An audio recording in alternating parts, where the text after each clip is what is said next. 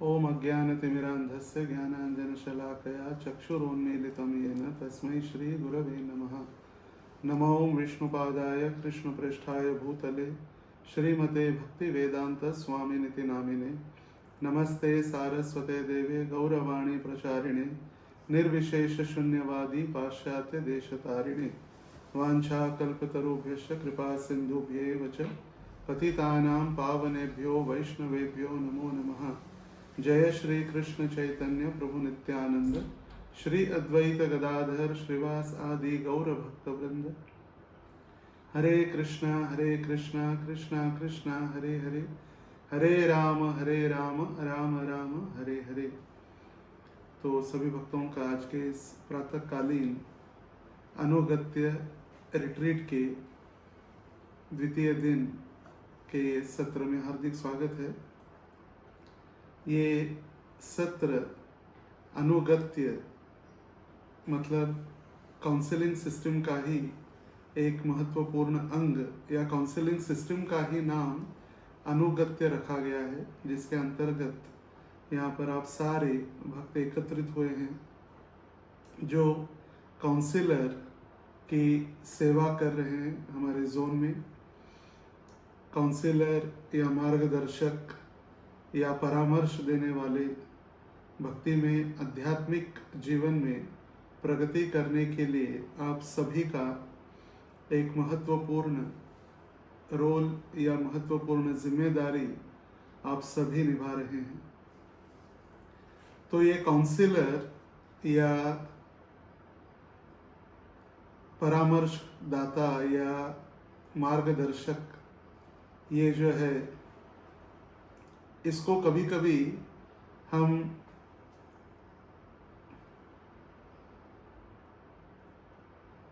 शिक्षा गुरु के नाम से भी हम इसको बहुत आजकल प्रदर्शित हो रहा है, शिक्षा गुरु शिक्षा गुरु शिक्षा गुरु। मगर ये शिक्षा गुरु और काउंसलर, इसमें बहुत बड़ा अंतर है।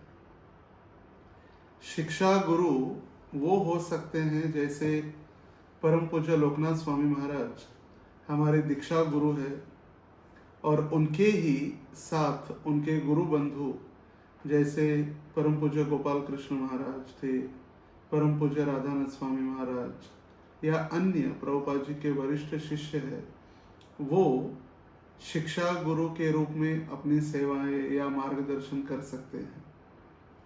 हम जो काउंसलर है या काउंसलर की सेवाएं कर रहे, ये एक क्लास मॉनिटर जैसा है। हम थोड़े भक्ति में पहले आए, भक्ति में थोड़े वर्ष आगे आकर हमने भक्ति का ज्ञान स्वीकारने का प्रयास किया। भक्ति में हम आगे आकर थोड़ा अध्ययन किए, श्रील प्रभुपाद जी के ग्रंथों को हमने पढ़ा, गुरु महाराज या हमारे अधिकारियों के द्वारा हमें सेवा दी गई, और उन सेवाओं को लेकर हमें जिम्मेदारी मार्गदर्शक के रूप में हमें प्राप्त हुई है।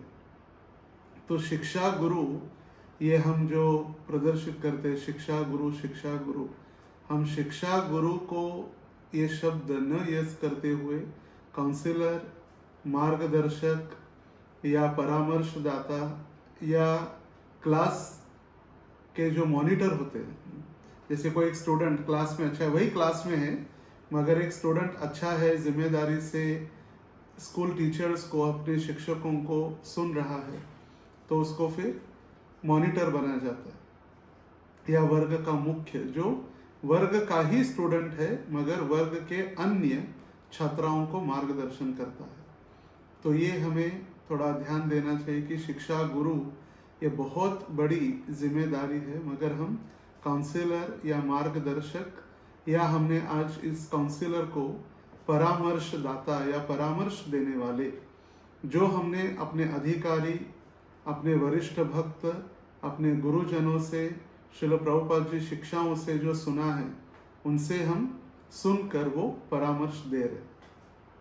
तो एक पावर पॉइंट प्रेजेंटेशन हमने प्रयास किया है बनाने का, तो आप देख सकते हैं यहाँ पर ये परामर्शकर्ताओं के लिए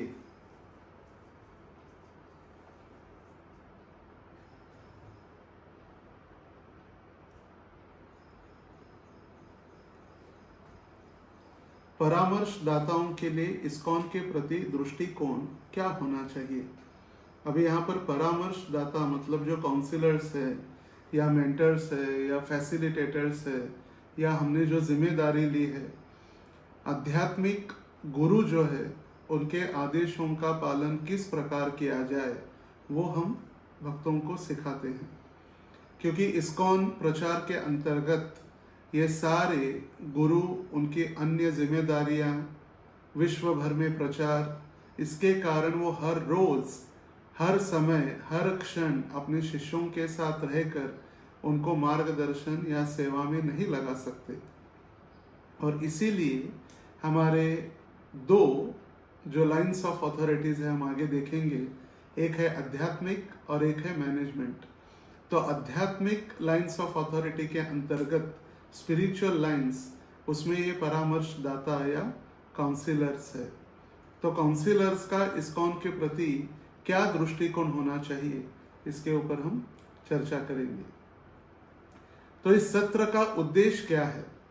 उद्देश्य ये है कि इस्कॉन की काउंसलर प्रणाली के दार्शनिक एवं सांस्कृतिक आधार को समझे। ये क्या काउंसलिंग सिस्टम है क्या, या हम जैसे चला रहे वो काउंसलिंग सिस्टम है, या कुछ इसके लिए आधार है शास्त्रों का, गुरुजनों का, हमारे मार्गदर्शकों का, या इस्कॉन की द टॉप मोस्ट जो अथॉरिटी है, the ultimate managerial authority UMA, governing body commission of ISKCON GBC है, तो उनके आधार को हम समझे। श्रील प्रभुपाद एवं इस्कॉन नेतृत्व की दृष्टि के अनुसार काउंसलर की भूमिका को जाने। हम सभी भक्तों को इस्कॉन की ओर लेकर जा रहे, आध्यात्मिक जगत में श्रील प्रभुपाद जी के चरणों में लेके जा रहे, या इस्कॉन के जो मुख्य सिद्धांत है उसका पालन करने के लिए लेके जा रहे, या हमें जो लग रहा है भक्ति क्या है, या ब्रज भक्ति या धामवास, इसके प्रति हम उनको प्रेरित कर रहे, ये जानना महत्वपूर्ण है। श्रील प्रभुपाद जी की भूमिका, श्रील प्रभुपाद जी के क्या विचार थे उनके संस्था के लिए। क्योंकि प्रभुपाद फाउंडर आचार्य होने के कारण उनको ही पता है कि उन्होंने संस्था क्यों चालू की है। हम नहीं समझ सकते जब तक हम उनसे सुनेंगे और पढ़ेंगे नहीं। जैसे गुरु महाराज कहते हैं, एक होता है व्यक्ति और एक है प्रकृति। व्यक्ति मतलब उस व्यक्ति का शरीर, उसका रंग, उसके आंखें, उसके गाल, उसके दांत, उसके हाथ पैर, वो हो गई व्यक्ति। और प्रकृति मतलब उसके विचार, उन्होंने क्या, उनके विचारधाराएं क्या है, वो क्या सोच रहे हैं, वो क्या सिखाना चाहते हैं। और इसीलिए वो भूमिका श्रील प्रभुपाद जी के द्वारा समझना वो भी महत्वपूर्ण है। नंबर 3, काउंसलर के आवश्यक गुण, जिम्मेदारियां और दृष्टिकोण क्या होना चाहिए, ये भी हम जानने का प्रयास करेंगे। क्योंकि काउंसलर एक जिम्मेदारी है। जैसे मनु संहिता के अनुसार यदि देखा जाए, हमारे आश्रित जो भी व्यक्ति या जो भी है, उनका पाप भी 1/6, 1/6 पाप भी हमको स्वीकार करना है और पुण्य भी 1/6 स्वीकार करना है। हम मार्गदर्शक बने तो हैं, मगर हमारे आवश्यक गुण क्या होने चाहिए वो भी हमें देखने का प्रयास करना है। नंबर 4, अपनी सेवा पर चिंतन करें और भक्तों के आध्यात्मिक जीवन में सहायता हेतु अपनी प्रतिबद्धता को स्वीकार करें। अपनी सेवाओं के विषय में चिंतन करना, क्योंकि भक्ति सक्रिय है, निष्क्रिय नहीं है। जब भी श्रील प्रभुपाद जी लिखते हैं भक्ति, डिवोशनल सर्विस, आध्यात्मिक सेवा, ये शब्द उपयोग किया गया है। डिवोशनल सर्विस, सेवा सक्रिय है, भक्ति निष्क्रिय नहीं है कि हम शांत बैठे और एकदम ध्यान लगाए। क्योंकि ध्यान लगाना इस कलयुग का युग धर्म है ही नहीं। वो तो युग धर्म था कृते यद ध्यायतो विष्णुम, जो सत्य युग का ध्यान लगाना था। तो अपनी सेवाओं के विषय में चिंतन करना और भक्तों के आध्यात्मिक जीवन में उनकी सहायता करना, उसके लिए हम प्रतिबंधित है। उसके लिए हमें जिम्मेदारी दी गई है, हमें सेवा दी गई है कि उनके आध्यात्मिक जीवन में हम किस प्रकार उनकी सेवा करें। ना कि उनका हम शोषण करें हमारे अधिकार के कारण। नंबर 5, इस्कॉन की एकता, मूल्य और भक्ति के मानकों को बनाए रखने के लिए काउंसिलर की भूमिका को समझे। हम सभी इस्कॉन के भक्त एकत्रित रहने के लिए हम सभी भक्तों को श्रील प्रभुपाद जी के चरणों में इस्कॉन के छत्र छाया के अंतर्गत रखने के लिए हमारा प्रयास सबसे महत्वपूर्ण है। जय श्रील प्रभुपाद जी अपने अंतिम समय में 3 महत्वपूर्ण आदेश दिए। सबसे पहला, कुछ भी कारण क्यों न हो इस्कॉन छोड़कर नहीं जाना है। दूसरा, the GBC is the ultimate authority, ultimate managerial authority, UMA, जो हमारा आधिकारिक वर्ग है, गवर्निंग बॉडी कमीशन, वो हमारी सबसे ऊपरी मैनेजमेंट व्यवस्थापकीय दल है जो हमें मार्गदर्शन करेगा श्रील प्रभुपाद जी के अनुपस्थिति में भी। और तीसरा, प्रभुपाद जी कहे आपका मेरे प्रति कितना प्रेम है वो कब दिखाई देगा, जब आप सभी एकत्रित आकर प्रेम से सेवा करेंगे। तो एक दूसरे के प्रति जो हमारा प्रेम है वही प्रेम श्रील प्रभुपाद जी को हम प्रस्तुत या प्रदान कर सकते हैं। श्रील प्रभुपाद जी कहे हैं कि मेरा प्रयास है कि एक ऐसा समाज खड़ा करना जहां हर कोई कृष्ण भावनामृत में सुरक्षित और प्रेरित अनुभव करे। श्रील प्रभुपाद जी लिख रहे, ये 1972 का पत्र है। प्रभुपाद जी पत्र में लिख रहे, मेरा प्रयास है कि ऐसा एक समाज खड़ा करना जहां हर कोई व्यक्ति कृष्ण भावनामृत के अंतर्गत सुरक्षित और प्रेरित अनुभव करे। सुरक्षित मतलब सिक्योरिटी, प्रेरित मतलब इंस्पिरेशन। तो सुरक्षित मतलब उसको ये न लगे कि अरे मुझे कोई पूछने वाला नहीं है, आगे चलकर मेरा क्या होगा, मैंने इतना समय संस्था के लिए दिया है, या मैं इतनी जिम्मेदारियां ले रहा हूँ, या मैंने इतनी सेवाएं की है, तो क्या होगा। और प्रेरित मतलब इंस्पायर्ड, हमें हमेशा कोई ना कोई भक्त, हमारे वरिष्ठ अधिकारी, हमारे काउंसिलर, हमारे गुरुजन, हमारे वरिष्ठ गुरु भ्राता हमें सदैव मार्गदर्शन करे या प्रेरित करे भक्ति में आगे बढ़ाने के लिए। जैसे यहाँ पर एक उदाहरण भी दिया गया है, श्रील प्रभुपाद ने व्यक्तिगत रूप से भक्तों की समस्याएं सुनी, चाहे वह मानसिक हो, सेवा संबंधित हो या पारिवारिक हो। उनका दृष्टिकोण हमेशा व्यक्तिगत और प्रेम पूर्ण होता था। यही देखभाल, भक्त देखभाल का प्रारंभिक स्वरूप है। हर एक व्यक्ति अपनी आध्यात्मिक जीवन के लिए ही हमारे पास सबसे पहले नहीं आएगा। सबसे पहले हमें हमारा मन, हमारा हृदय उसके सामने यदि हम खोलेंगे, तब जाकर सामने वाला व्यक्ति भी अपना हृदय, अपनी कष्ट हमें शेयर करने का प्रयास करेगा। पहले दिन ही यदि हम उसको 16 माला जप, 4 नियमों का पालन, तुम माया में हो, तुम शरीर नहीं हो, आत्मा हो, ये सारा ज्ञान तो आगे चलकर होगा। सबसे पहले जैसे फंड रेजिंग में भी होता है, सबसे पहले friend raising and then friend raising, friend raising then fund raising. अगर आप किसी के पास कलेक्शन करने के लिए जाएंगे, सिर्फ उससे पैसा पैसा पैसा ही मांगेंगे, तो 1000-5000 रुपए देकर वो आपको भेज देगा। मगर उसको आप यदि प्रेम देंगे, उसको मित्र बनाएंगे, तो मित्र बनने के बाद वो अपने पास जो भी है वो दूसरे मित्र को न्यौछावर करने के लिए तैयार हो जाएगा। इसीलिए काउंसिलर की सबसे एक महत्वपूर्ण जिम्मेदारी है, he should be the listener. उसको सुनने के लिए हमेशा प्रेरित होना चाहिए, ध्यान से सुनने का प्रयास करना चाहिए। सामने वाला व्यक्ति अपना कष्ट या अपनी समस्या बता रहा है, कभी कभी होता है हम समस्या सुनने के पहले हम उसको डिसीजन देने के लिए तैयार हो जाते हैं। हम सुनते ही नहीं, बीच बीच में उसको टोकने का प्रयास करते हैं, तो उसको फिर वो एक श्रद्धा उत्पन्न नहीं होती, या वो फिर सिक्योर फील नहीं करता, या उसको लगता है मैं इतना बोल रहा हूँ, सामने वाले को कुछ पड़ी नहीं है, या उसको मैं दुख बताने का प्रयास कर रहा हूँ, ये दुख सुनने के लिए तैयार नहीं है, तो फिर वो अपने हृदय की बात कभी भी खोलकर नहीं बताएगा। कोई भी हो, चाहे सामाजिक हो, उसका मानसिक कष्ट हो, या पारिवारिक हो, कम से कम हम ध्यान से सुनने का प्रयास करेंगे, गुड लिसनर बनेंगे, तो 50% उसका कष्ट अपने आप ही कम हो जाएगा। उसको लगेगा कि मुझे कोई सुन रहा है। क्योंकि सबसे महत्वपूर्ण इस दुनिया में हम किसी को दे सकते हैं वो है समय, द टाइम। क्योंकि किसी के पास इस संसार में समय नहीं है, कोई दूसरे के लिए समय देने के लिए इच्छुक नहीं। इतने स्वार्थी समाज बन गया है कि कोई दूसरे के लिए समय नहीं देना चाहता। अगर एक व्यक्ति देख रहा है कि सामने वाला व्यक्ति मेरे लिए इतना समय दे रहा है, इतना मेरा कष्ट सुनने का प्रयास कर रहा है, तो अपने आप वो व्यक्ति शरणागत होने के लिए हम उसको प्रेरित कर रहे सिर्फ सुनने से।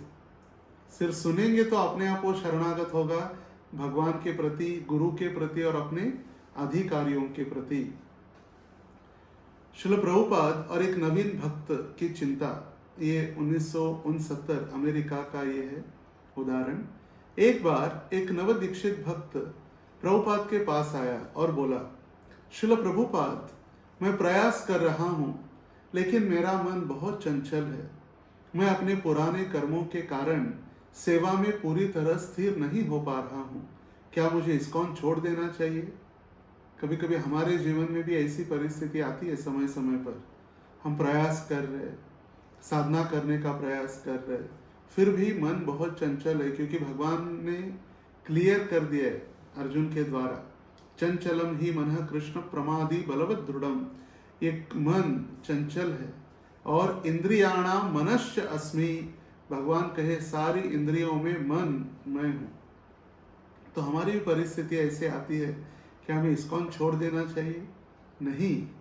तो श्रील प्रभुपाद जी कहे, सबसे पहले प्रभुपाद जी ने गहन प्रेम से उनकी ओर देखा और श्रील प्रभुपाद जी कहे, तुम जहाँ हो वहीं से कृष्ण की सेवा शुरू करो, इस्कॉन छोड़ने की बात मत करो।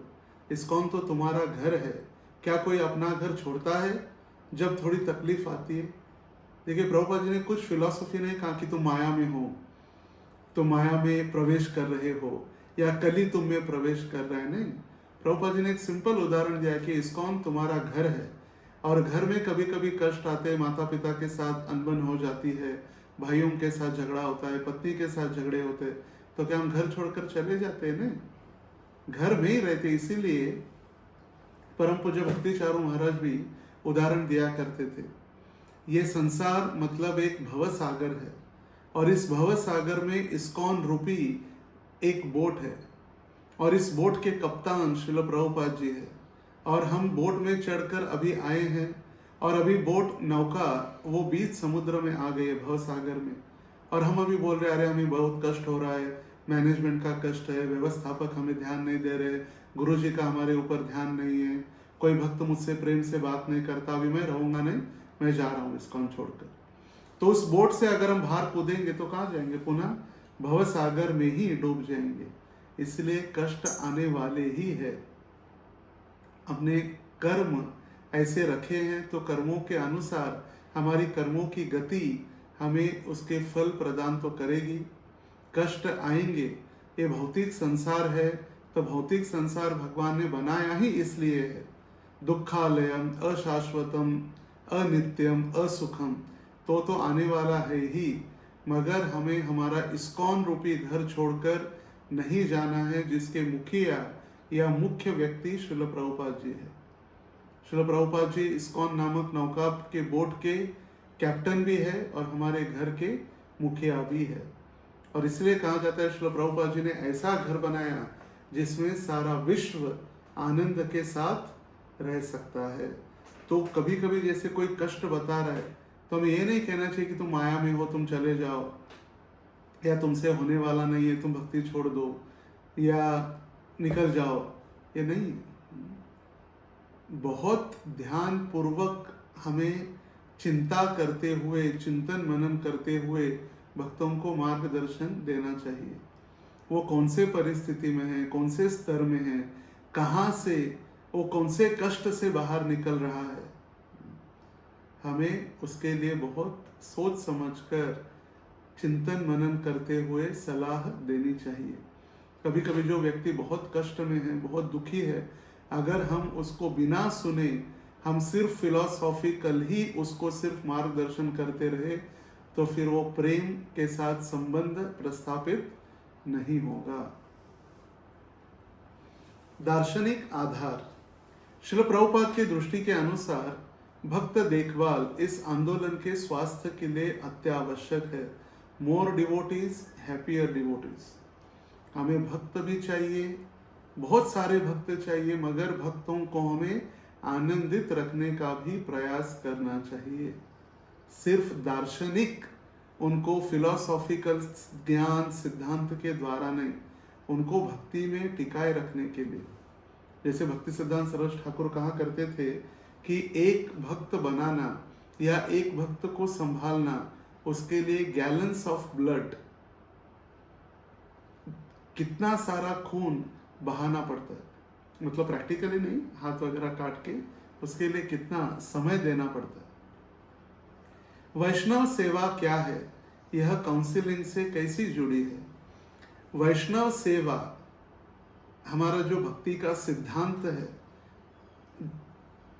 जो भक्ति का सिद्धांत चैतन्य महाप्रभु बताए, नामे रुचि जीवे दया वैष्णव सेवन, नाम में रुचि उत्पन्न होना, नामे रुचि जीवे दया। जब कोई नाम में रुचि उत्पन्न करता है तो अपने आप उसको जीवों के प्रति दया उत्पन्न होती है, और जब दया उत्पन्न होती है हमारे हृदय में, तब हम वैष्णव सेवा या भक्तों की सेवा कर सकते हैं।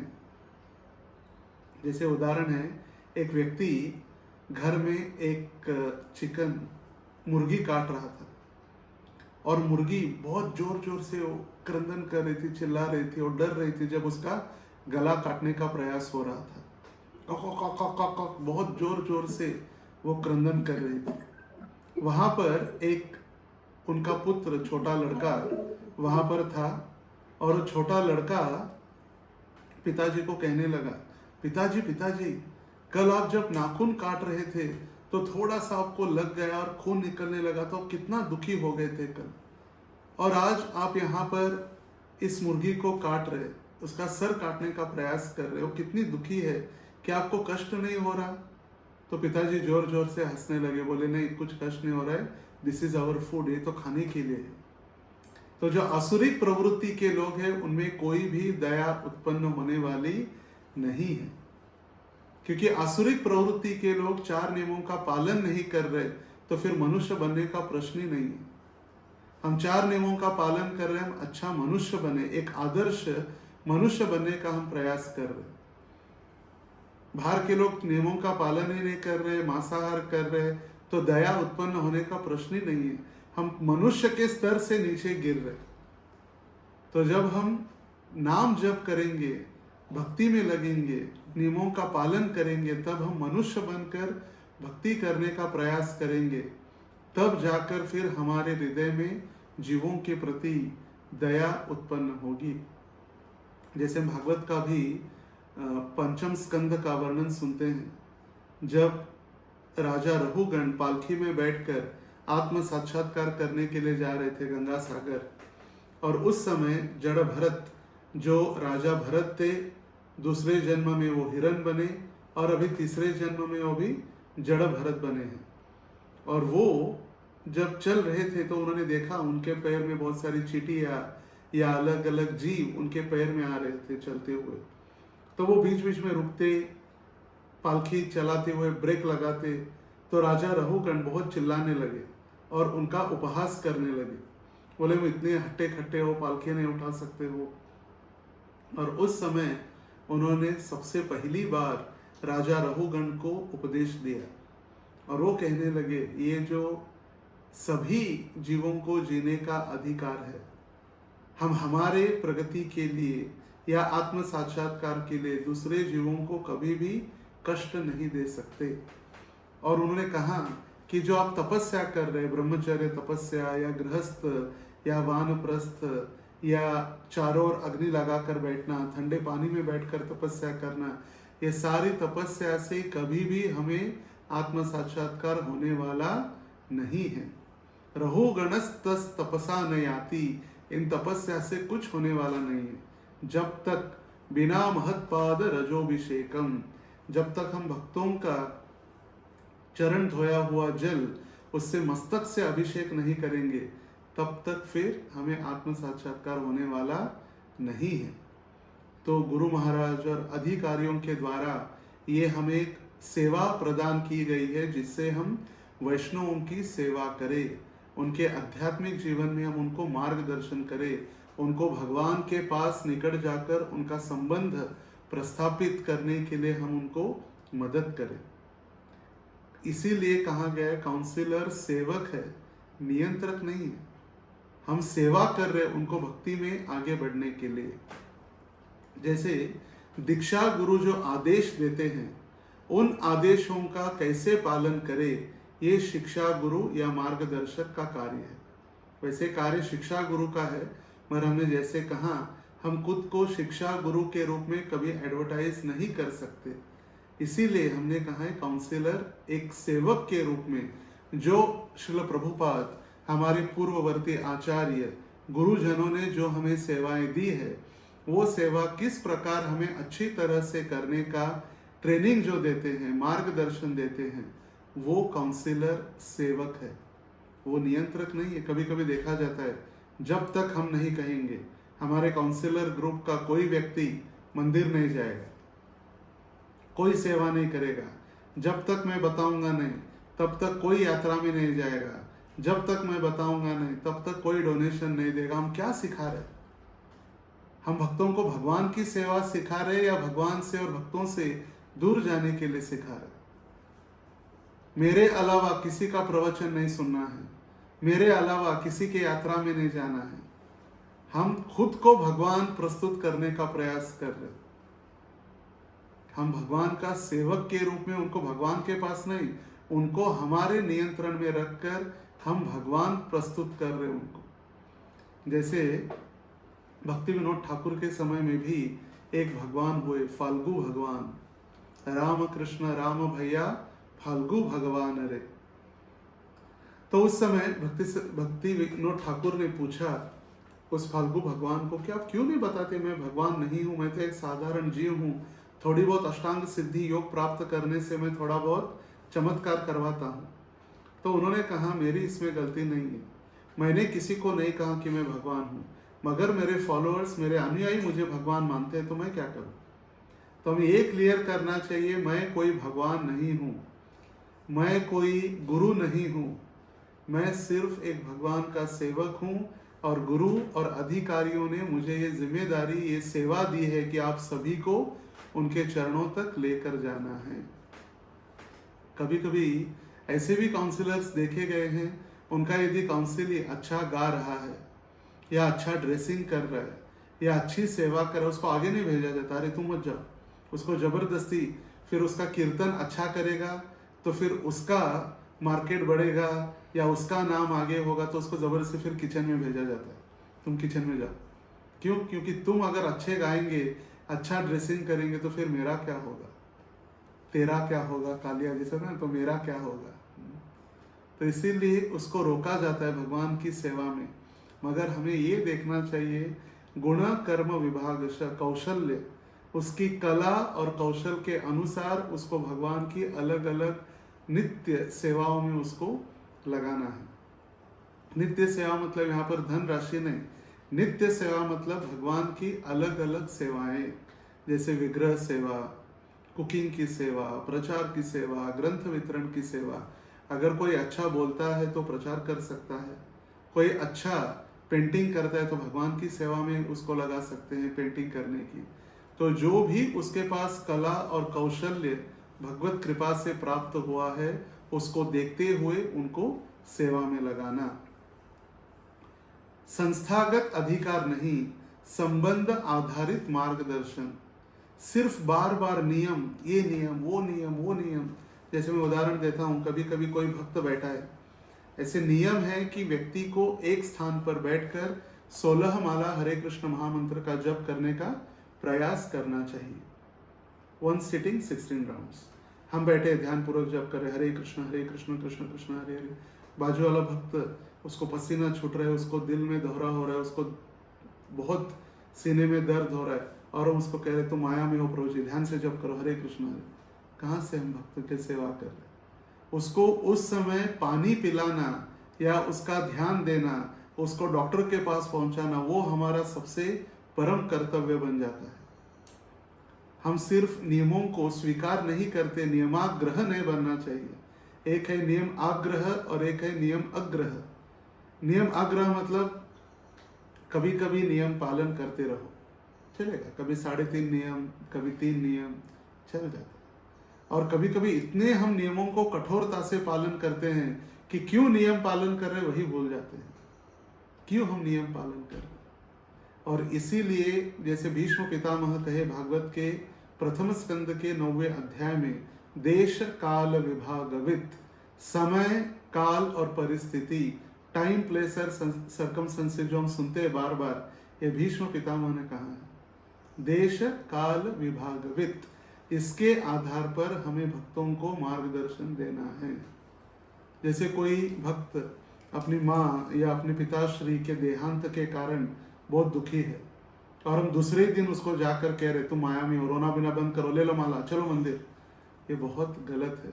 उसके दुख के समय में हमें उनके साथ बैठकर समय देना, उनका जो बॉन्डिंग है माता पिता के प्रति, उनकी सराहना करना। अगर कई कई स्थानों पर देखा गया है कि 12 दिन 13 दिन तक घर में रसोई कुकिंग नहीं बनाया जाता, तो ऐसे समय में उनको प्रसाद की व्यवस्था करना, ये भी भगवत सेवा या भक्तों की सेवा में ही है ना, ताकि हम समझा रहे हो कितने माया में है, माँ मर गई तो क्या हुआ, रोते बैठे 4 दिन हो गए। नहीं, हमें बहुत सोच समझकर देश काल विभागवित, समय काल और परिस्थिति के अनुसार मार्गदर्शन करना संबंध प्रेम के आधार पर महत्वपूर्ण है। गुरु साधु और शास्त्रों के आदेशों के अनुसार जो भक्तों की सेवा करता है वही सच्चा सेवक है। किसके किसके आदेशों के अनुसार? गुरु साधु और शास्त्र के आधार पर। मुझे जो अच्छा लगता है वो नहीं। कभी कभी सेवाएं दी जाती है भक्तों को, वो जो उनको अच्छा लगता है वो करते हैं, जो अधिकारी या गुरु महाराज बताते हैं वो नहीं करते। जो अपने लिए अच्छा लगता है तो फिर वो सेवा कहां से हो गई? जो गुरु द्वारा, भक्तों के द्वारा, शास्त्रों के आधार पर दी गई सेवाएं हैं, उसको सेवा करना मतलब वो सच्चा सेवक है। जैसे अनुगत्य प्रणाली हमें पढ़ाई जा रही है, हमें ऐसे भक्तों को मार्गदर्शन देना चाहिए, हमें समय समय पर उनका कैसे ध्यान रखना चाहिए, मगर नहीं, हम अपने ही मन गढ़ंत से, कोई काउंसलिंग क्लास नहीं, कोई शास्त्रोक्त प्रमाण नहीं, कोई गुरु महाराज का दर्शन नहीं, चलो जो मैं कहूँगा वो। हम जाएंगे, हर महीने वृंदावन जाएंगे, राधा कुंड में जाएंगे, राधे राधे करेंगे, हम राधा रानी की भक्ति प्राप्त करेंगे। क्यों? क्योंकि रूप गोस्वामी ने कहा है ब्रह्मांड का सबसे पवित्र स्थान कौन सा है? वो है राधा कुंड। नहीं, गुरु महाराज मुझे कहे हमें राधा कुंड और राधा कुंड के निवासियों से हमें सदैव सतर्कता बनाए रखनी चाहिए, क्योंकि हम भक्ति में इतने अभी प्रगतिशील नहीं हैं कि हम जाके राधा कुंड का वास करें या राधा कुंड के भक्तों की हम बराबरी या उनके साथ हम स्पर्धा करें। हमारी भक्ति इतनी विकसित नहीं है। इसीलिए गुरु साधु और शास्त्र के आधार पर हमें भक्तों की सेवा करने का प्रयास करना चाहिए। ये तो मुझे लगा चलो मैं वृंदावन यात्रा स्पॉन्सर कर रहा हूँ, मेरे पास बहुत अभी लक्ष्मी आ गई, चलो सारे वृंदावन। गुरु महाराज आए वृंदावन, उस समय नहीं, हम अलग से जाएंगे। क्यों? क्योंकि अगर गुरु महाराज के साथ जाएंगे तो मैं कहाँ प्रवचन दे पाऊंगा, मेरा मार्केट डाउन हो जाएगा। नहीं, ये भावना हमें भक्तों को अलग अलग समय पर, वरिष्ठ भक्त या गुरुजन, अधिकारी वर्ग, इनका भी संग लेने के लिए प्रवृत्त करना हमारी जिम्मेदारी है। गुरु साधु और शास्त्र की आज्ञा के अनुसार सेवा करना ही सच्ची भक्ति है। ऐसी सेवा ही भगवान को प्रिय होती है और भक्त को शुद्ध करती है। जैसे श्रील प्रभुपाद जी के लीलामृत में लिखा गया है, भगवान के बर्तन साफ करना इतनी महत्वपूर्ण सेवा है कि हम भगवान के बर्तन साफ करते करते हमारे हृदय के साथ साथ हम गुरु का भी हृदय साफ करते हैं। इसका मतलब ये नहीं कि गुरु का हृदय साफ नहीं है, शुद्ध नहीं है। गुरु का हृदय शुद्ध है, मगर उस सेवा को महत्व प्रदान करने के लिए ऐसा उदाहरण वहाँ पर प्रस्तुत किया गया है कि हमारे हृदय के साथ साथ हम गुरु का भी हृदय साफ करते हैं। भगवान के जब बर्तन साफ करते हैं तो ये कितना महत्वपूर्ण है। एक बार एक भक्त ने श्रील प्रभुपाद जी से पूछा, अगर कोई भक्त का पतन हो जाए प्रभुपाद, अगर कोई भक्त का पतन हो जाए तो प्रभुपाद बोले, हम उसे छोड़ नहीं देंगे, हम उसकी सहायता करेंगे, उसे सहारा देंगे ताकि भक्ति में वह पुनः जुड़ जाए।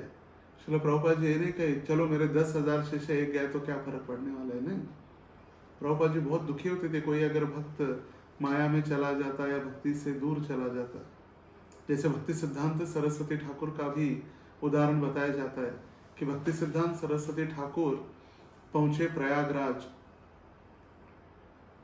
वाराणसी नहीं प्रयागराज, इलाहाबाद। और वहां पर जब प्रभुपाद भक्ति सिद्धांत सरस्वती ठाकुर पहुंचे वहां पर गौड़ीय मठ का उद्घाटन करने हेतु, और उस समय उन्होंने पूछा यहाँ पर एक ब्रह्मचारी सेवा करते थे जब पहले आया था, वो कहाँ है? तो भक्तों ने कहा प्रभुपाद जी पता नहीं, वो आश्रम छोड़कर या गौड़ीय मठ छोड़कर निकल गए। तो भक्ति सिद्धांत सरस्वती ठाकुर कहे, जब तक आप उसको ढूंढकर वापस नहीं लाएंगे तब तक मैं गौड़ीय मठ का उद्घाटन नहीं करूंगा। ये कितना एक भक्त के लिए कितना महत्व दे रहे, और यही प्रेम, यही संबंध, यही भक्तों का जो एप्रिसिएशन है, उनका जो गुणगान है, उनको सेवा में लगाने के लिए हमें प्रयास करना चाहिए। एक भक्त के लिए भक्ति सिद्धांत सरस्वती ठाकुर कहे, जब तक वो भक्त नहीं आएगा ब्रह्मचारी तब तक मैं गौड़ीय मठ का उद्घाटन नहीं करूंगा। इस्कॉन में काउंसिलर की भूमिका, हम सबसे पहले तो मार्गदर्शक है, फिर मित्र भी है और शुभ चिंतक की भूमिका है। हम मार्गदर्शन कर रहे, कौन सा मार्गदर्शन? जो हमने हमारे आध्यात्मिक गुरु, वरिष्ठ भक्त, साधु और वैष्णवों से सुना है या श्रील प्रभुपाद जी के ग्रंथों से हमने सुना है। मार्गदर्शन अपने मन से नहीं, आध्यात्मिक मार्गदर्शन। वो फिर मार्गदर्शन करते हुए हम उनके मित्र बने, उनको ये महसूस होने दे कि वो परिवार के ही सदस्य है। जैसे गुरु महाराज हमेशा कहते हैं कि जब हम मंदिर जाए तो मंदिर जाने के बाद हमें ऐसा प्रतीत होना चाहिए कि हम घर पर आए हैं, हमारे घर वापस आ गए, और घर में जाने के बाद ऐसे प्रतीत होना चाहिए कि हम मंदिर आ गए। तो हमें घर को भी मंदिर के रूप में उसका परिवर्तन करने का प्रयास करना है। जैसे कुछ ही दिनों पहले हम श्रीपाद रामानुजाचार्य के द्वारा जो 12 प्रकार के वैष्णव अपराध, इसके ऊपर हम चर्चा कर रहे थे, तो उसमें एक अपराध है बंधु निरूपण। बंधु निरूपण मतलब हमारे घर के सदस्यों को हम सर्वसाधारण समझकर हम उनको डांटते हैं या उनके प्रति बिना कुछ गलती के उनकी निंदा करते हैं, तो वो भी वैष्णव अपराध है, बंधु निरूपण। तो इसीलिए हमें ध्यान देना चाहिए कि हम मार्गदर्शक बने, फिर मित्र बने और फिर शुभ चिंतक। श्रील प्रभुपाद जी जब भी पत्र लिखा करते थे अपने शिष्यों के लिए, तो प्रभुपाद जी पत्र लिखने के उपरांत नीचे लिखते थे, योर एवर वेल विशर, आपका सदैव शुभ चिंतक या हितैषी एसी भक्ति वेदांत स्वामी प्रभुपाद। हमें उनको आध्यात्मिक मार्गदर्शन और व्यवहारिक सहयोग, समस्याओं का समाधान करने के लिए मार्गदर्शन देना है। आध्यात्मिक मार्गदर्शन, व्यवहारिक सहयोग। व्यवहारिक सहयोग मतलब प्रैक्टिकल, हमें उनको बातें समझानी चाहिए। जैसे उदाहरण के लिए देखा जाता है, जब कोई भक्त युवा प्रचार करते हैं और युवा प्रचार करते हुए कॉलेज के युवाओं को, छात्राओं को जब मार्गदर्शन होता है, फिर वो कॉलेज के विद्यार्थी छात्रा मंदिर आने लगते हैं, जब IYF के अलग अलग प्रोग्राम्स अटेंड करने लगते हैं, मंदिर में सेवाओं में जुड़ जाते हैं, जब करने लगते हैं, मंदिर के उत्सव में सेवा करने के लिए आ जाते हैं, फिर मंदिर में आना उनका धीरे धीरे बढ़ जाता है और फिर ब्रह्मचारियों के साथ अधिक समय या अपने ब्रह्मचारी या मंदिर के भक्तों के साथ अधिक समय प्रेम के संबंध बढ़ने के उपरांत उनको लगता है अभी धीरे धीरे मुझे ब्रह्मचारी आश्रम ज्वाइन करना है। तो वो मार्गदर्शक, उसको जो मार्गदर्शन करने वाला उसका काउंसलर है, उसको ये नहीं कहे क्या रखा है, छोड़ दो सब कुछ, चलेगा कॉलेज नहीं जाएंगे तो छोड़ दो, अभी तुरंत ज्वाइन करो। मन में एक बार इच्छा आ गई, देखो भगवान ने आपको प्रेरणा दी है, चैत्य गुरु ने आपको प्रेरणा दी है, भगवान ने प्रेरणा दी है, परमात्मा द्वारा आपको ये दिव्य ज्ञान प्राप्त हुआ है, तुरंत कल ब्रह्मचारी बन जाओ। नहीं, हमें उनको ये कहना चाहिए कि आध्यात्मिक जीवन में आप यदि प्रगति करना चाहते हैं तो वो जो भौतिक ज्ञान कॉलेज में जो पढ़ाई कर रहे हैं वो भी एक सेवा के रूप में उनको स्वीकारने के लिए प्रेरित करना चाहिए।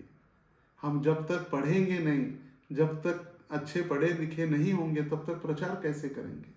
उसको समझा के, उसको कॉलेज डिग्री कंप्लीट करके, उसको कुछ समय के लिए भौतिक जगत में जॉब करने के लिए, तब उसको पता चलेगा कि आध्यात्मिक जीवन की वैल्यू क्या है। अगर वो कॉलेज छोड़कर भौतिक जगत में कुछ कार्य नहीं करेगा, जिम्मेदारी नहीं लेगा, तो ऐसा भक्त आध्यात्मिक जीवन में भी लंबे समय तक नहीं टिक पाएगा, क्योंकि इजीली मिल जाएगा उसको, आश्रम मिल गया, जॉब छूट गया। जैसे प्रभुपाद जी कहे, अगर वो आश्रम लाइफ अगर अच्छे से नहीं पालन कर पाएंगे और अध्ययन नहीं करेंगे श्रील प्रभुपाद जी के ग्रंथों का, they will just eat sleep and fall down, वो खाएंगे सोएंगे और उनका पतन हो जाएगा। और एक महत्वपूर्ण बात, जो व्यक्ति भौतिक जगत में जिम्मेदारी नहीं लेता वो आध्यात्मिक जगत में भी जिम्मेदार भक्त नहीं बन सकता, क्योंकि उसको लगता है भौतिक जगत में क्या है, टाइम पास है, तो उसको यहाँ भी आने के बाद थोड़े समय बाद उसको टाइम पास ही लगेगा। इसीलिए प्रैक्टिकल सहयोग, व्यवहारिक मार्गदर्शन, समस्याओं का समाधान। अगर कोई व्यक्ति एक ही समस्या बार बार बार बार लेकर आपके पास आ रहा है और आपका समय व्यतीत कर रहा है, इसका मतलब वो आध्यात्मिक जीवन में प्रगति करने के लिए इच्छुक नहीं है। ही जस्ट वेस्टिंग योर टाइम, आपका सिर्फ समय वो बर्बाद कर रहा है। वही प्रश्न बार बार, आप उसको मार्गदर्शन कर रहे हैं, उसको फॉलो नहीं कर रहा है, मगर वही प्रश्न बार बार लेकर टाइम पास कर रहे हैं।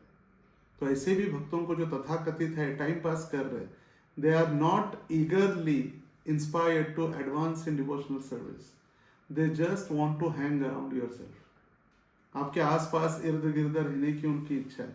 और ऐसे हम हैंगिंग भी रहते हैं और सिर्फ हैंग अराउंड भी रहते हैं तो तथाकथित हम सीनियर बन जाते हैं।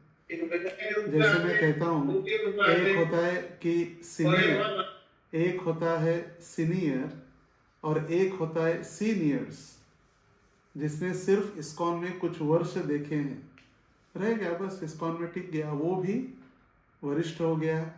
और जो इस्कॉन में सही में नीति नियमों का पालन करते हुए भक्ति में प्रगति करने का प्रयास कर रहा है, वो भी सीनियर है। फिर हमें मार्गदर्शन करना चाहिए, किसके लिए? साधना, सेवा, स्वाध्याय, सदाचार, स्वास्थ्य और संग की प्रेरणा। साधना मतलब सबसे पहले हमारी साधना 4 नियमों का पालन, 16 माला कम से कम न्यूनतम, जैसे हम गुरु महाराज के दीक्षा अनुष्ठान में सबने वचन लिया है, अहम जीवन पर्यंतम न्यूनतम षोडशक नाम हरे कृष्ण महामंत्रस्य जपम करिष्यामि, मैं कम से कम 16 माला हरे कृष्ण महामंत्र का जप करूंगा मिनिमम। ये हो गई हमारी साधना। सेवा, प्रैक्टिकल सर्विसेज, जो प्रैक्टिकल सर्विस मतलब जो हम प्रैक्टिकल कर रहे हैं। कभी कभी भक्त इतने चतुर होते हैं कि कभी उनको पूछा जाए, प्रभु जी कितनी सेवा किया? प्रभु जी 5 घंटे। बोले क्या सेवा किया?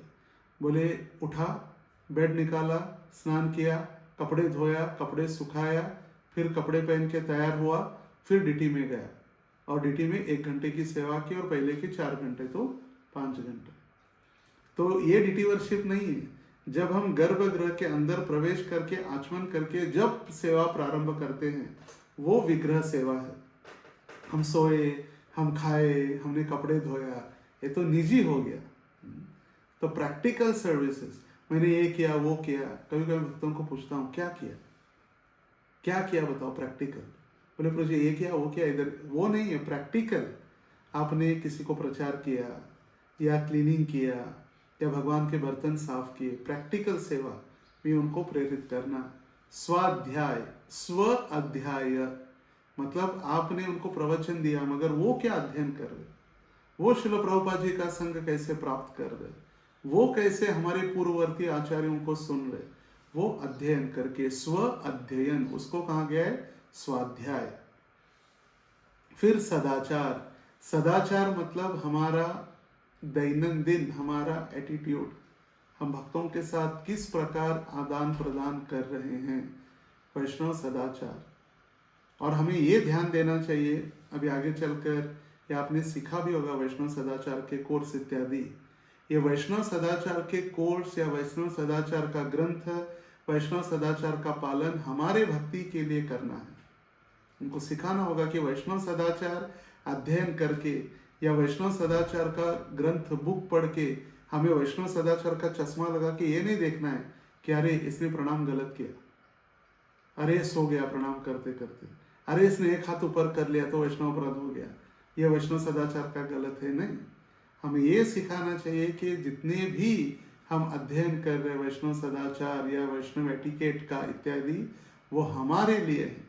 उसका चश्मा पहन के दूसरों की गलतियां ढूंढने के लिए नहीं तो वो चश्मा पहने, कभी कभी होते कुछ लोगों की या भक्तों की मेंटेलिटी होते तथाकथित सो कॉल्ड डिवोटीज, क्यों आते ही इसलिए कि क्या गलतियां हो रही है उसको ढूंढने के लिए, ये क्या कर रहे, ये क्या खा रहे, ये क्या सो रहे, ये कितना सो रहे, वो भी एक वैष्णव अपराध है। आलस्य निरूपण, किसी के खान पान, किसी के सोने, आहार, निद्रा, भय, मैथुन, इसके आधार पर उसकी भक्ति में प्रगति है या नहीं, इसका मूल्य मापन करना मतलब वैष्णव अपराध है, आलस्य निरूपण।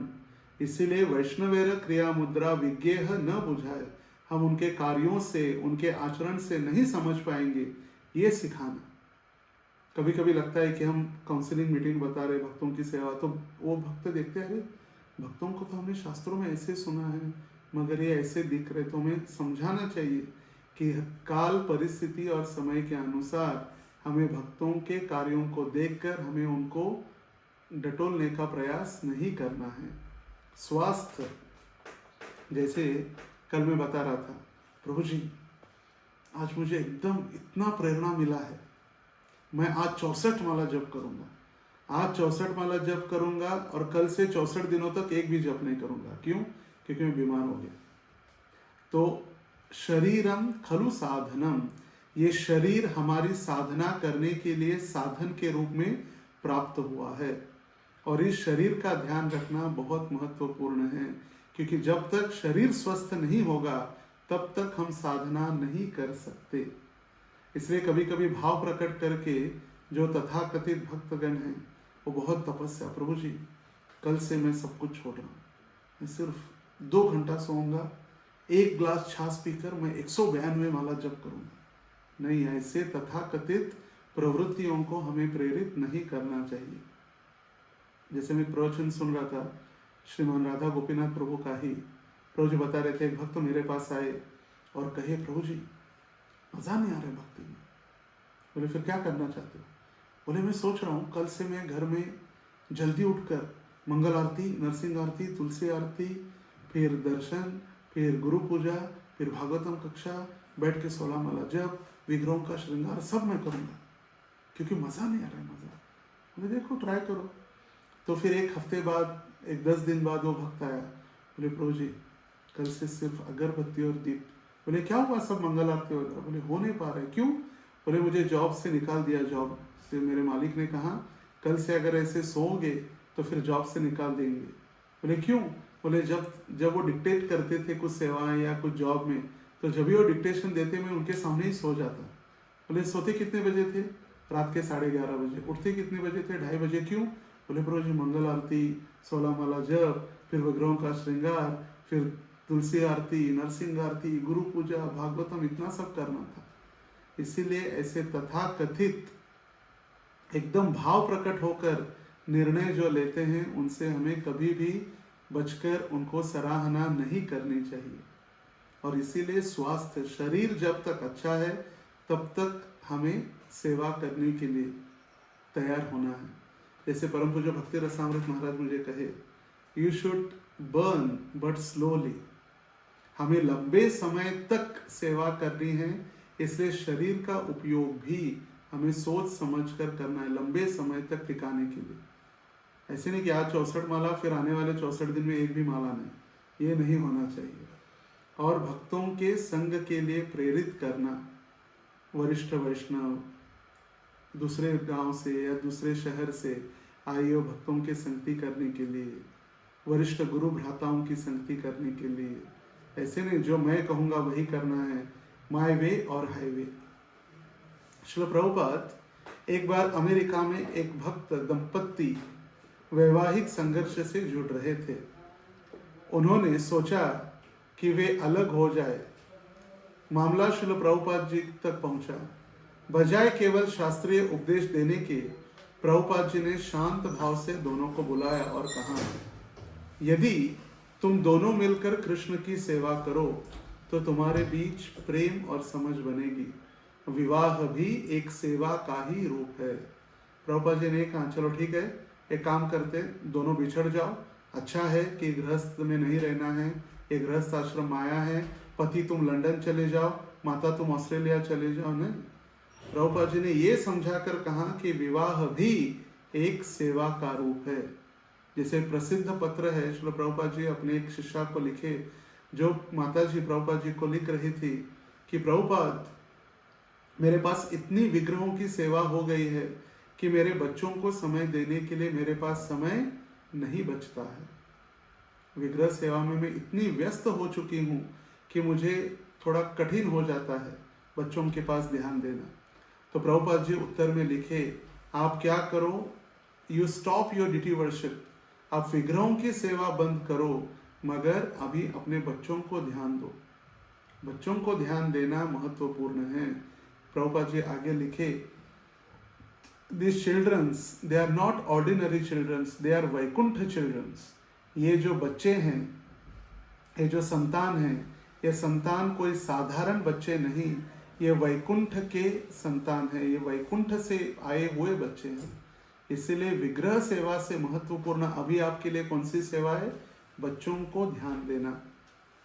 तो कभी कभी ऐसे झगड़े या माता पिता के झगड़े या पति पत्नी के झगड़े हमारे पास लेकर आते हैं, यदि किसी गृहस्थ काउंसलर के पास, तो हमें ये नहीं कहना चाहिए चलो अच्छा बात है, माया से आप मुक्त हो रहे हैं, माया अपने आप आपसे दूर जा रही है, चलो मंदिर में आ जाओ, तुरंत अभी आषाढ़ी एकादशी में गैरवे वस्त्र धारण करो, सैफरॉन पहन लो और फिर भक्ति में बढ़ो। नहीं, हम क्या आदर्श प्रस्तुत कर रहे? श्रील प्रभुपाद जी के द्वारा हम देख रहे, फिर उन्होंने व्यक्तिगत रूप से दोनों को अलग अलग जिम्मेदारियां दी और दोनों को प्रेरित किया कि वो मंदिर में सेवा करे। तो उनके इंक्लिनेशन, गुण और कर्म के अनुसार उनको श्रील प्रभुपाद जी सेवा में लगाते। तो हमें ये भी देखना चाहिए कि हम किसी को गलत उदाहरण प्रस्तुत नहीं कर रहे। कभी कभी काउंसलर इतने एग्रेसिव हो जाते, इतने वो दूसरों का प्रॉब्लम अपने ऊपर ले लेते हैं कि जब तक मैं नहीं करूंगा तुम उसके साथ शादी नहीं करोगे। मियाँ बीबी राजी तो क्या करेगा काजी, ऐसे कहावत है। पति पत्नी घर वाले सब राजी है, मगर काउंसलर राजी नहीं है शादी करने के लिए। कभी कभी कहा जाता है, प्रभु जी क्या करे, मैं आपसे विवाह करने के लिए हमारा सब तैयार है, मगर काउंसलर मना कर रहे। काउंसलर शादी जुड़ाने के कार्य में लग जाते हैं, मैं बताऊंगा, मैं कुंडली चेक करूंगा, मैं कब बताऊंगा तभी शादी करना है। नहीं, हम ऐसे फैमिली और पर्सनल जो डिसीजन है उससे हमें सदैव दूर रहना है। यदि आपको किसी ने ज़बरदस्ती करते हुए आपने किसी की शादी करा दी, अगर वो शादी आगे चलकर नहीं टिकी तो कौन जिम्मेदार हो? तो ऐसे कोर्ट केसेस में, पुलिस कचहरी में हमें उसमें बहुत इंटरेस्ट दिखाने की आवश्यकता नहीं है। हमारा सबसे महत्वपूर्ण रोल है आध्यात्मिक जीवन के प्रति। हम उनको बता सकते हैं, सराहना दे सकते हैं, हमारे पास कुछ ज्ञान है तो उस ज्ञान दे सकते हैं, मगर हम खुद न जाए, हम खुद कोर्ट में न जाए किसी की केस लेकर, या हम किसी के साथ पुलिस स्टेशन न पहुंचे, क्योंकि ये मेरा काउंसिल है। अगर उसको कष्ट होगा, जैसे कहते हैं ना, यदि आपको इनको मारना है तो मुझे आपको मेरे लाश से गुजरना पड़ेगा, तो मेरा काउंसिल है इतना प्रिय है कि आपको उसको दंड देने के पहला मेरे लाश के ऊपर से आपको गुजरना पड़ेगा। तो ऐसे अंध भक्ति या अंध प्रेम नहीं हो। एक प्रभावशाली काउंसिलर के गुण और जिम्मेदारियां। एक प्रभावशाली मतलब एक आदर्श काउंसिलर के गुण क्या होने चाहिए? नंबर 1, विनम्रता, वो नम्र हो, और सिर्फ दिखावे करने के लिए नहीं, हाथ जोड़कर मैं बहुत नम्र हूं नहीं, जेन्युइन हम्बल मूड। एक बार मायापुर में एक भक्त बता रहे थे एक सन्यासी के विषय में। उनका सन्यास होना था, तो सन्यास होने के पहले उनको कुछ भक्तों ने रोका, बोले इनका सन्यास और थोड़ा समय हमें आगे ले जाना चाहिए। तो उन भक्तों ने, उनके गुरु ने और भक्तों ने चर्चा की क्यों रोका गया सन्यास। तब पता चला कि उन वरिष्ठ भक्तों ने कहा, he pretends to be humble but he is not humble, he is not genuine humble. वो दिखावा करता है नम्र बनने का, मगर वो नम्र सही में नहीं है। कभी कभी गुरु महाराज के सामने, मंदिर के अध्यक्ष उनके सामने, मंदिर के टीएमसीज के सामने हम बहुत नम्रता दिखाते हैं, मगर जो हमारे अधीन भक्त है उनके ऊपर हम हमारा अधिकार जताते हैं, या पीठ पीछे हम निंदा करते हैं, ऐसी नम्रता नहीं। सत्यनिष्ठ, सत्य के मार्ग पर चलने वाला व्यक्ति, जो सत्य पर चलने वाला व्यक्ति है, वो कभी कभी परेशान हो सकता है मगर कभी पराजित नहीं हो सकता। महाभारत में वर्णन है, सत्य के मार्ग पर चलने वाला परेशान हो सकता है मगर कभी पराजित नहीं हो सकता। सहानुभूति मतलब दूसरों जीवों के प्रति दया, उनके पैर, उनके जूते में खड़े होकर हमें समझने का प्रयास। उनके जूतों में मतलब वो क्या कष्ट सहन कर रहे, वो कष्ट सहन करने का हम प्रयास करने का हमें प्रैक्टिस करनी चाहिए। धैर्य, धैर्य से रखना है हमें। धैर्य, कोई भी अगर हमें कुछ कहे तो फिर तुरंत हम डिसीजन लेने के लिए नहीं। जैसे धैर्य के लिए श्रील प्रभुपाद जी उदाहरण दिए उपदेशामृत में। यदि कोई नवविवाहित और नवविवाहिता अपने पति को कहे कि मुझे तुरंत संतान उत्पन्न करनी है, मुझे संतान चाहिए, शादी के तुरंत दूसरे या तीसरे दिन तो नहीं होगा, उसके लिए समय है। 9 महीने की विशिष्ट कालावधि के उपरांत ही उनको संतान की उत्पत्ति होगी। तो उसी प्रकार हमें कुछ पता चला, किसी के गुह्य बातें या कुछ कष्ट, कठिनाइयाँ, कुछ कॉन्फिडेंशियल हमें पता चला, तो तुरंत हम उसको डिसीजन देने या न्यूज़पेपर में या सबको बताने के लिए जाए, ये भी गलत है। किसी काउंसलर को कहा, प्रभु जी एक लड़की को देखकर मेरे दिल में ख्याल आया, तो तुरंत उसने जाके न्यूज़पेपर में नहीं देना है। गोपनीयता, ये गोपनीयता सबसे एक ऐसा विषय है जो सबके बस की बात नहीं है।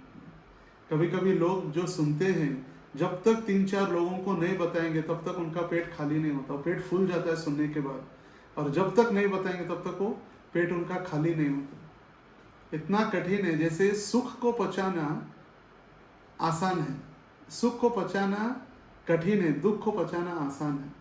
दुख जब आ जाता है तो हम सहन करके उसको पचा लेते हैं, मगर कभी कभी सुख इतना आ जाता है कि हम उसको पचा नहीं पाते।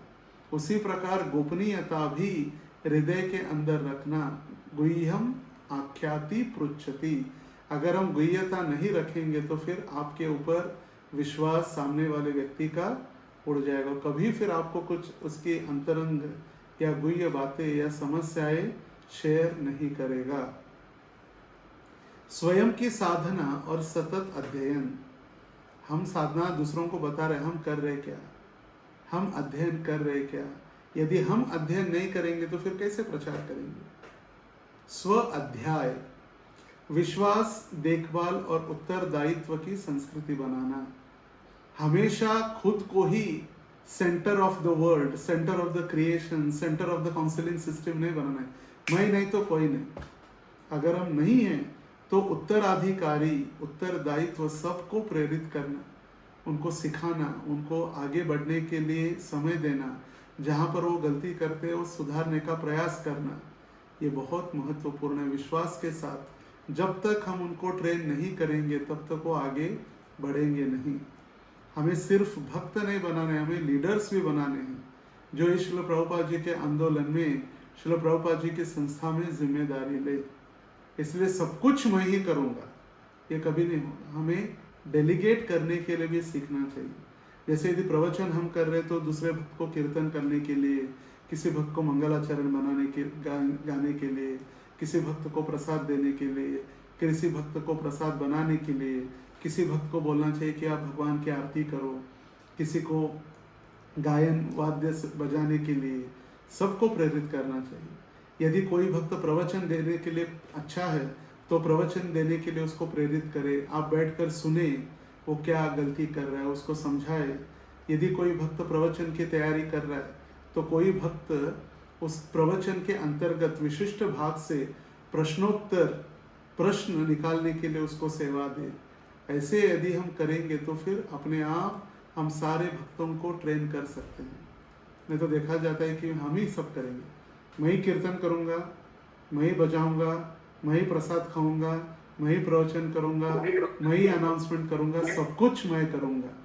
ये सब कुछ मैं करूँगा, ये मैं की प्रवृत्ति से हमें बचना चाहिए। इसलिए महान सच्चिदानंद प्रभु हमेशा कहते हैं, मैं जो करता है, बढ़ती का नाम दाढ़ी, चलती का नाम गाड़ी।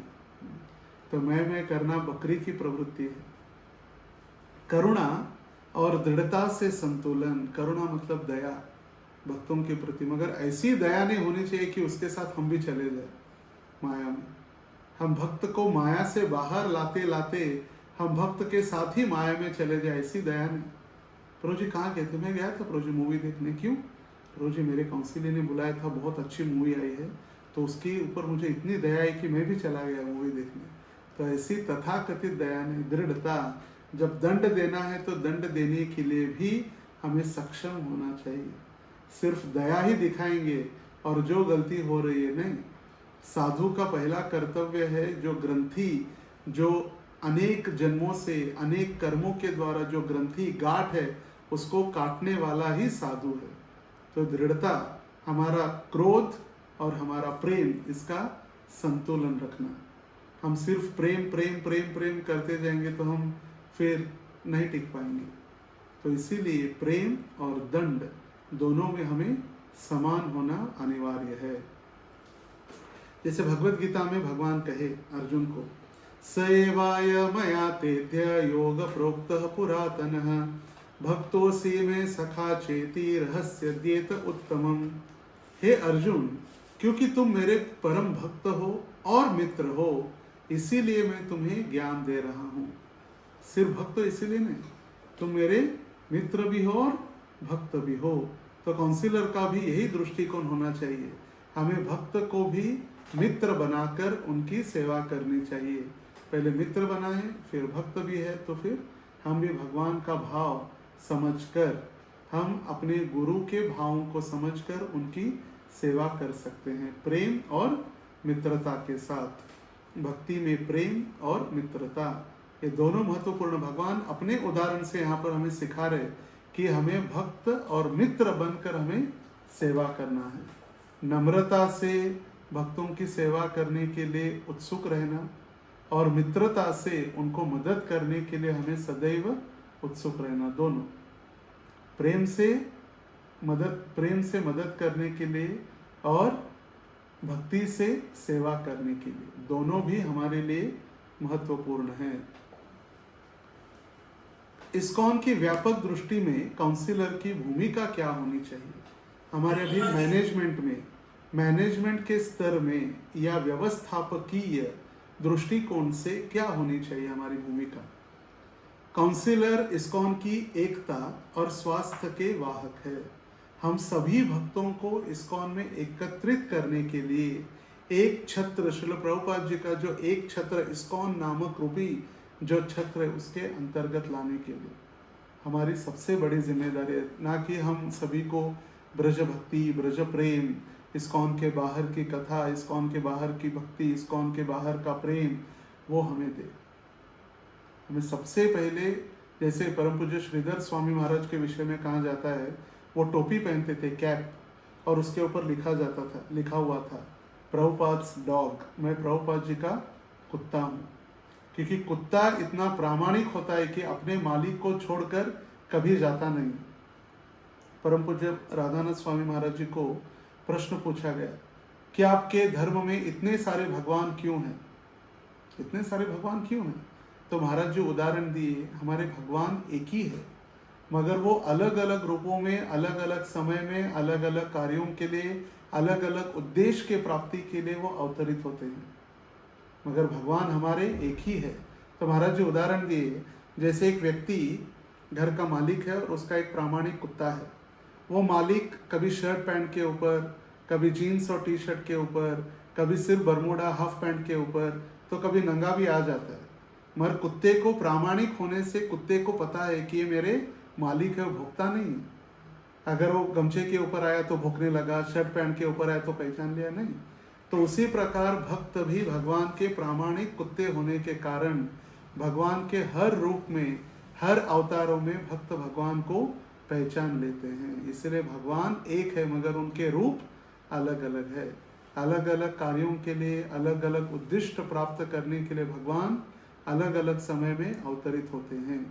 तो सभी भक्तों को एकत्रित श्रील प्रभुपाद जी के इस आंदोलन में लाना ये हमारा कर्तव्य है। वाहक मतलब ड्राइवर, हम सभी को ड्राइव कर रहे कहाँ? श्रील प्रभुपाद जी के इस आंदोलन के घर में, इस्कॉन रूपी घर में। मंदिर, गुरु, जीबीसी की व्यवस्था में तालमेल, harmonising the lines of authority, ये सबसे महत्वपूर्ण है। हमारी दो लाइन्स है, एक है आध्यात्मिक स्पिरिचुअल लाइन और दूसरी है मैनेजमेंट लाइन, व्यवस्थापकीय। दोनों भी आध्यात्मिक ही है, मगर एक आध्यात्मिक में और स्पिरिचुअल मैनेजमेंट में क्या है?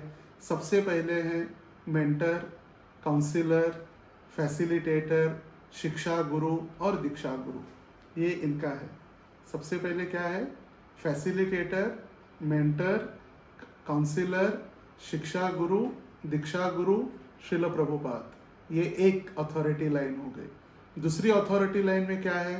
Temple commander, temple manager, temple management council, temple president, zonal supervisor, zonal secretary और फिर जीबीसी और श्रील प्रभुपाद। दोनों भी श्रील प्रभुपाद के अंतर्गत ही काम कर रहे हैं या सेवाएं दे रहे हैं, मगर कार्य या जिम्मेदारी अलग है।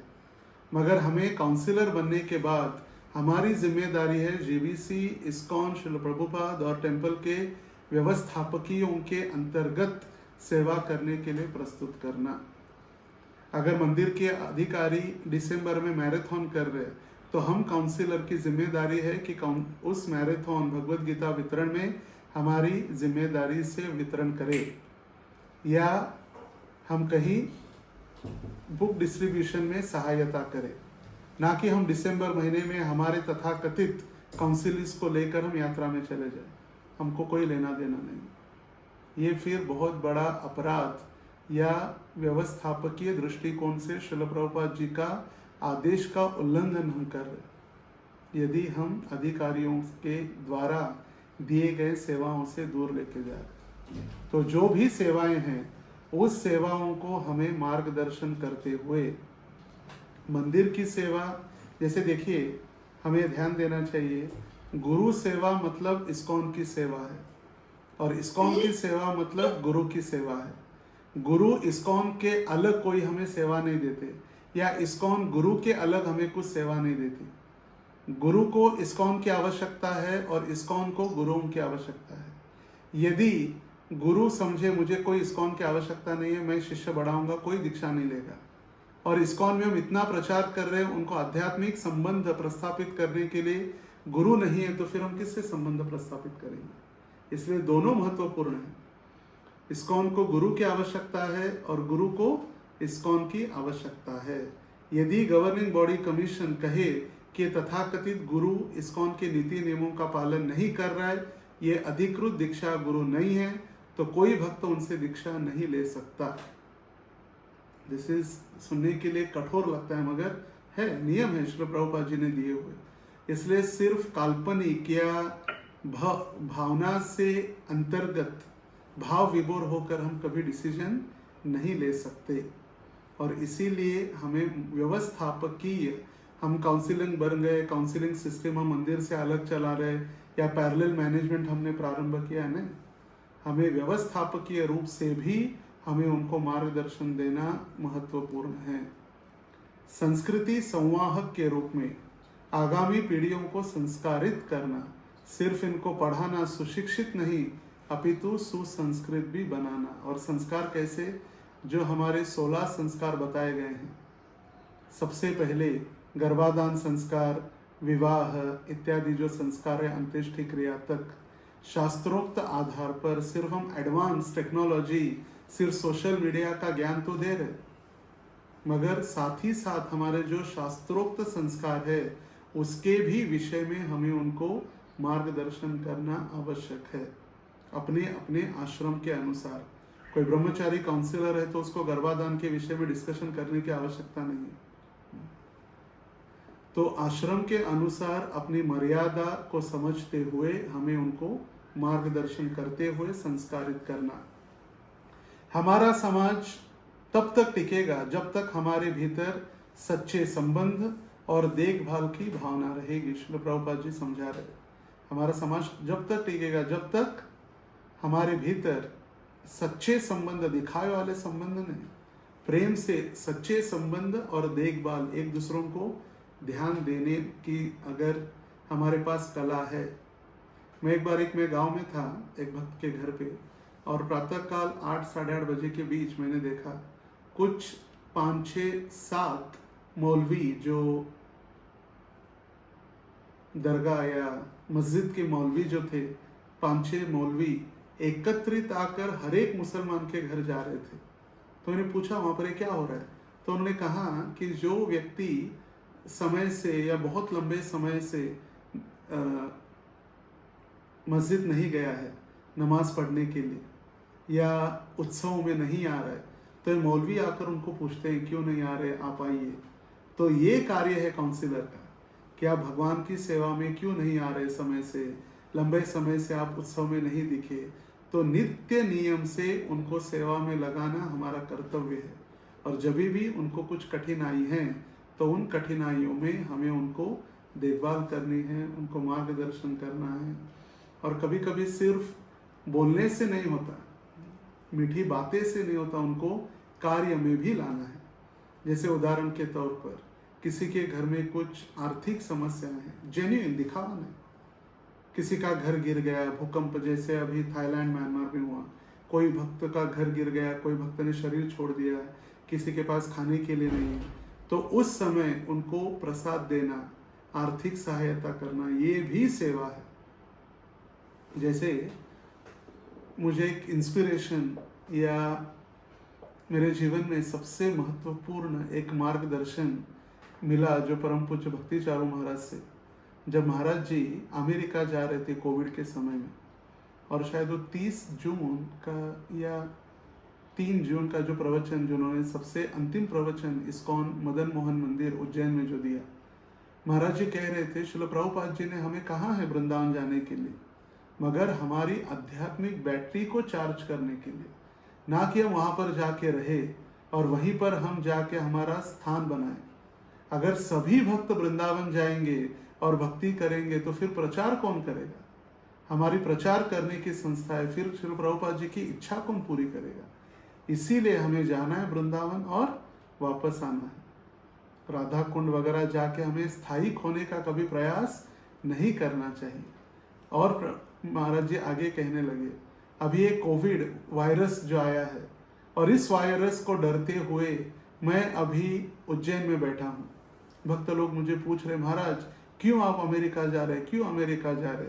मैं अमेरिका जा रहा हूँ इसलिए क्योंकि वहाँ मेरे भक्त अनुयायी, मेरे शिष्य वहाँ पर माया के साथ अमेरिका में लड़ाई कर रहे, और उनका गुरु या उनका मुख्य नेता के रूप में उनके आगे रहकर मुझे सेवा करनी होगी, ना कि छुप के मैं उज्जैन में बैठूं। और इसीलिए मैं उज्जैन से अमेरिका जा रहा हूँ।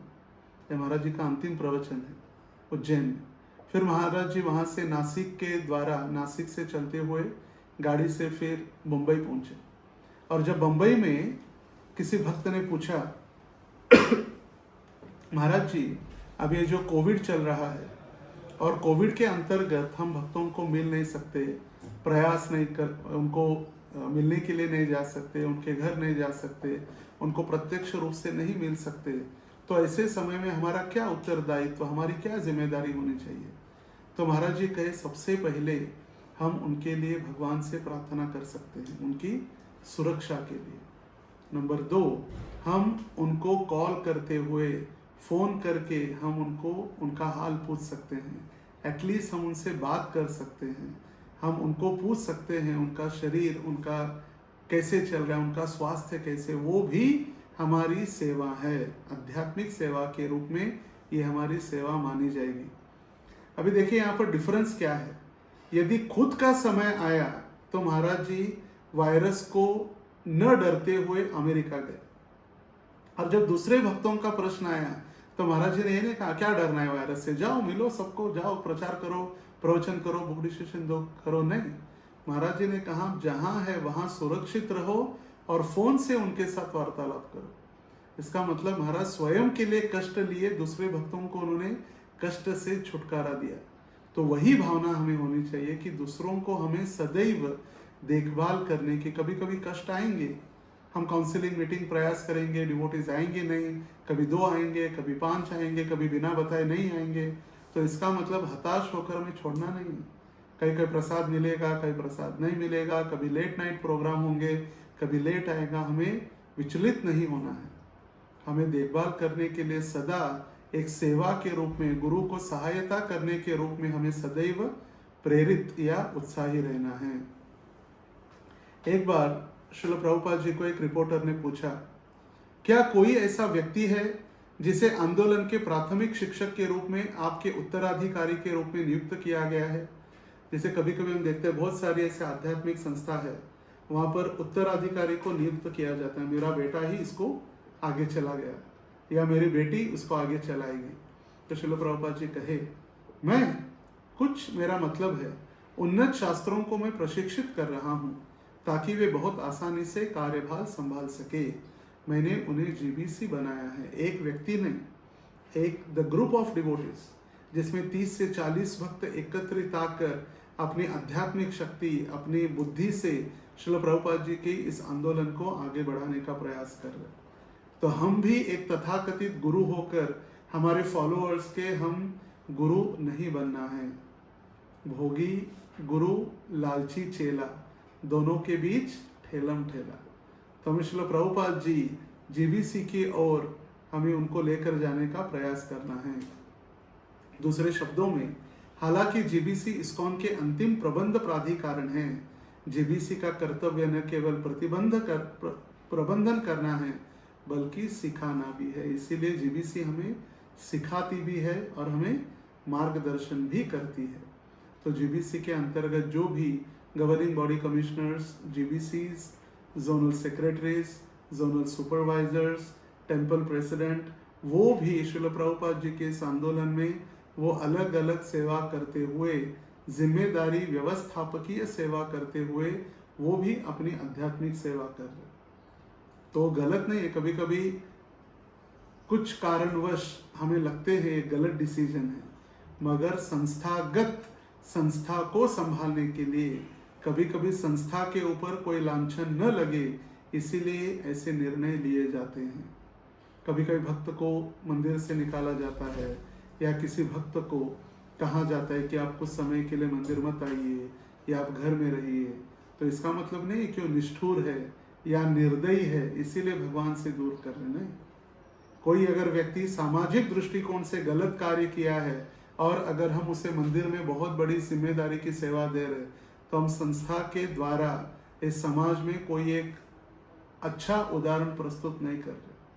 जो समाज में गलत कर रहा है मगर वो भक्त अच्छा है, वो 4 नियमों का पालन अच्छा कर रहा है, वो 16 माला जब बैठ के बिना सोए करता है, ये ठीक नहीं है। इसीलिए कभी कभी गुरु जीबीसी अधिकारियों को भी ऐसे डिसीजन लेने पड़ते हैं। इसीलिए हमें विचलित नहीं होना है।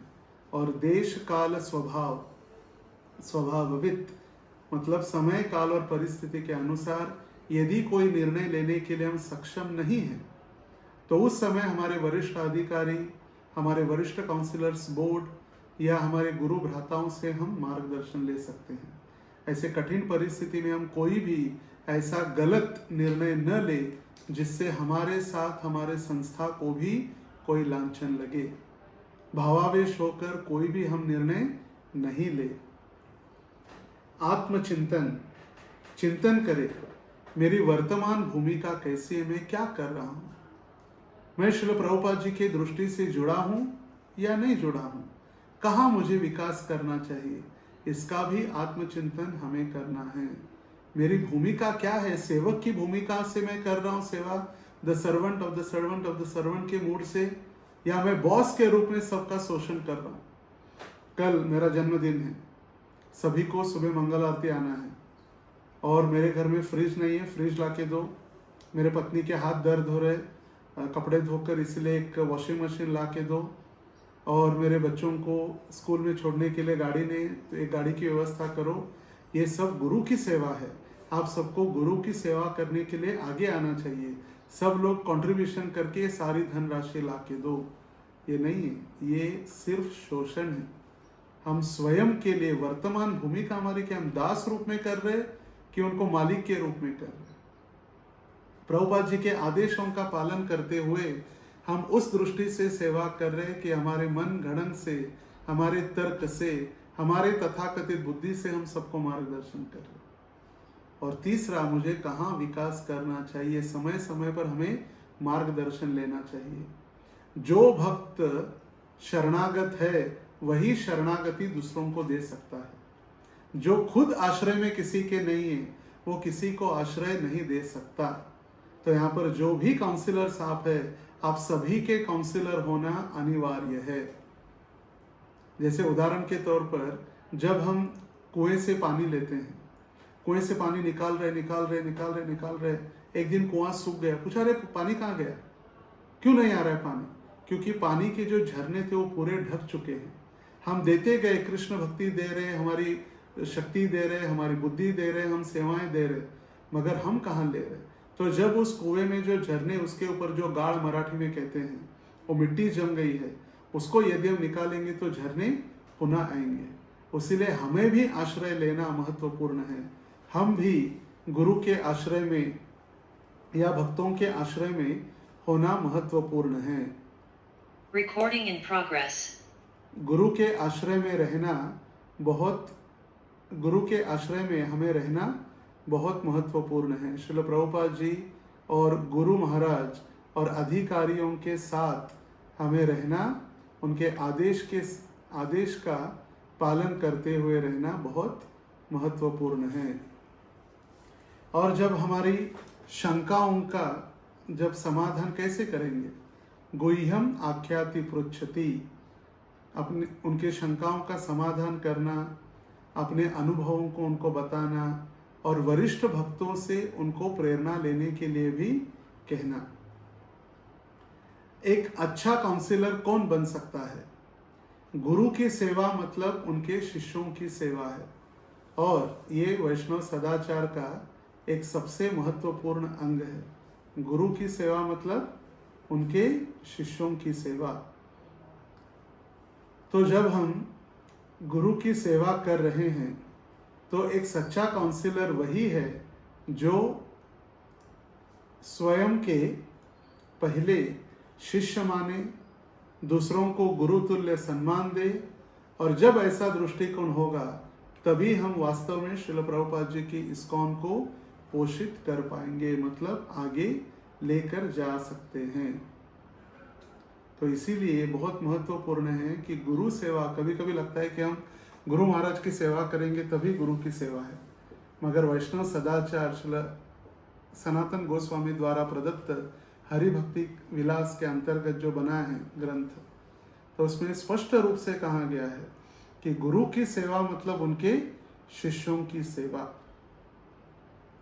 और जो वही सच्चा काउंसिलर है जो स्वयं को पहले शिष्य माने और दूसरों को गुरु के समान सम्मान दे, जब ऐसा दृष्टिकोण होगा तभी हम वास्तव में श्रील प्रभुपाद जी के इस्कॉन को पोषित या आगे बढ़ा सकते हैं। श्रील प्रभुपाद की जय, अनंत कोटि वैष्णव वृंद की जय। हरे कृष्णा कृष्णा कृष्णा हरे हरे, हरे राम राम राम हरे हरे।